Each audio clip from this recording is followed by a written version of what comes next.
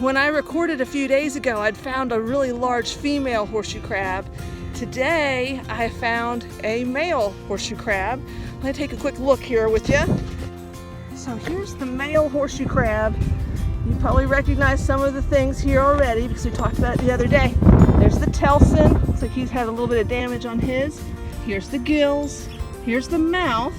They like to eat soft things like worms and clams on the bottom of the ocean. Here's those boxing glove claws I was telling you about. Do you guys see that? Pick that up so you can see it. And look at those first set of claws. They look a little bit like boxing gloves. And that helps them hold on to the female when they come up to lay their egg. I'm gonna let this guy go back towards the water.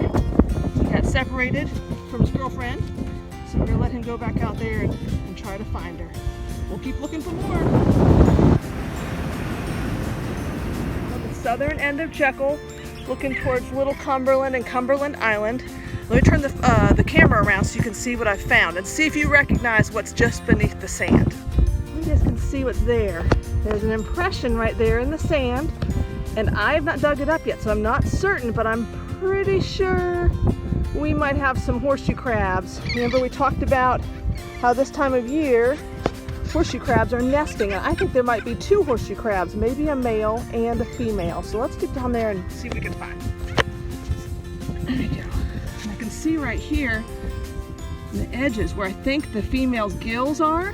And then there's the male. You can see where his gills are underneath the shell there. So let's see what we can do. We can kind of pick them up and try to dig them out a little bit. It's like a treasure hunt. But we're looking for clues. And I saw this in the sand, and I think we may have found something. All right, kids, what do you think? Did we guess correctly? Looks like we have a female here and a male horseshoe crab. Buried pretty deep, trying to keep their gills wet. And I'm gonna pull them up and bring them back down to the water.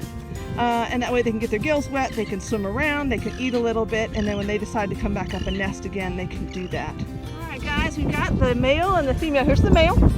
Here's the female. Remember we talked about the boxing glove claws? Those are right here, and they're holding on to the back of the female. Here's the female with claws like scissors. We're gonna take them down to the water, and let them walk right back in. We'll give you guys a quick peek. They're on their way back. Waiting for the next high tide.